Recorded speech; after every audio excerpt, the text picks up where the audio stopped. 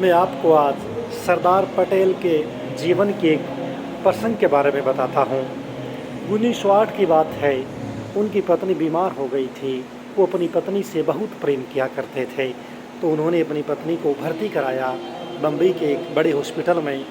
और हॉस्पिटल वाले डॉक्टरों ने कहा कि हम इन्हें कुछ दवाइयाँ देंगे, ये ठीक हो जाएंगी तो फिर हम इनका ऑपरेशन कर देंगे, सर्जरी कर देंगे। तो डॉक्टरों ने उनका इलाज शुरू कर दिया, उनको दवाइयाँ देनी शुरू कर दी। उनकी तबीयत में सुधार होने लगा था।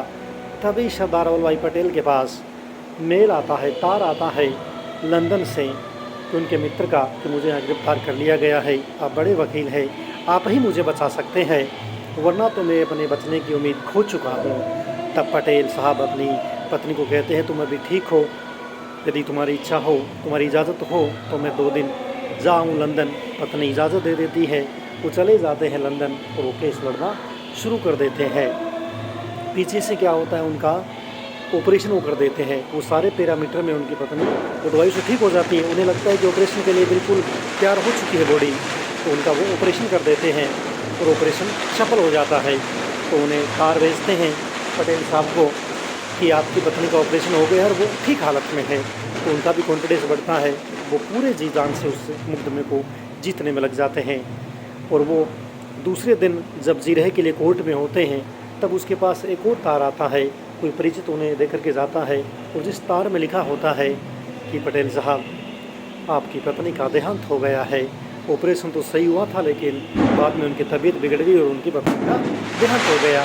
वो अपना लेटर मोड़ते हैं, उस तार को जेब में डाल देते हैं, करते हैं और मुकदमा वो जिता देती है, अपने मित्र को बचा लेते हैं। तब किसी ने पूछा उनसे कि उस तार में क्या था, तो उन्होंने बताया कि देहांत हो गया है। ऐसी जानकारी इस तार में थी। लोग ये सुनकर के स्तब्ध रह गए। मतलब जिनकी पत्नी का देहांत हो गया था, उसके बावजूद वो टूट रहे।